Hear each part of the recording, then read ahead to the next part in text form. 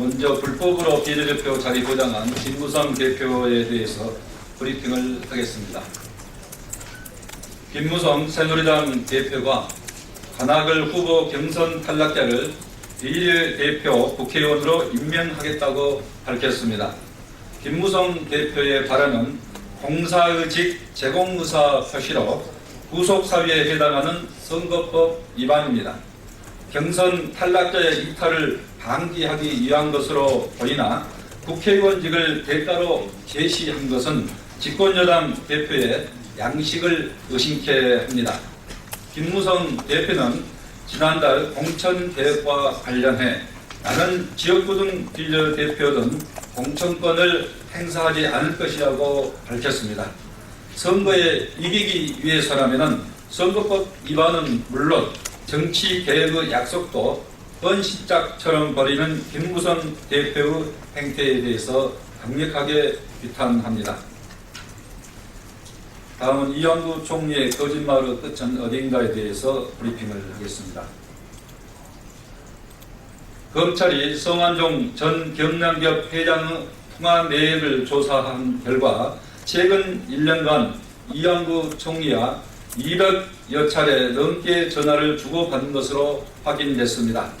성완종 전 경남기업 회장을 알기는 했지만 수시로 연락할 만큼 친한 사이는 아니라던 이완구 총리의 말도 결국 거짓말로 드러났습니다.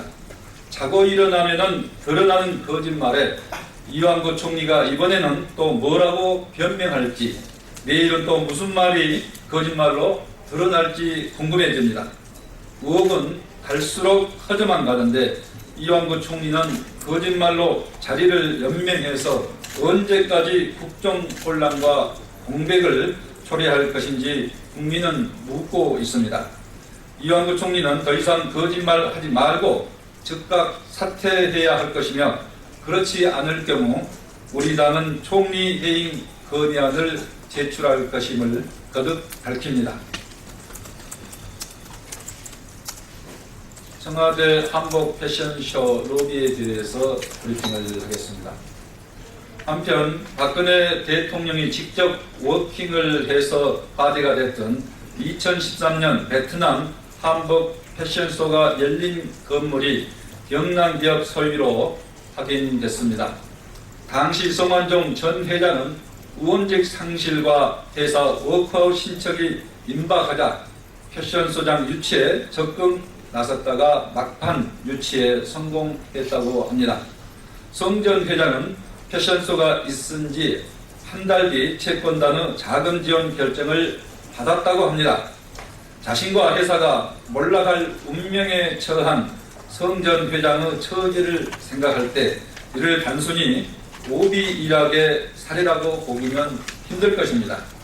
결국 성 전 회장의 로비가 있었고 결국 채권단의 자금 지원 결정을 이끌어내 영향력 있는 실세에게 로비가 통했다는 의혹을 지우기 어렵습니다.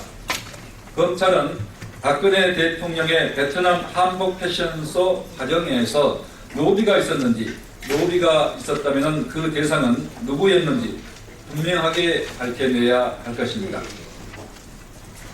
다음은 김기춘 전 비서실장의 해외 출국 강조한 검찰에 대해서 논평을 하겠습니다.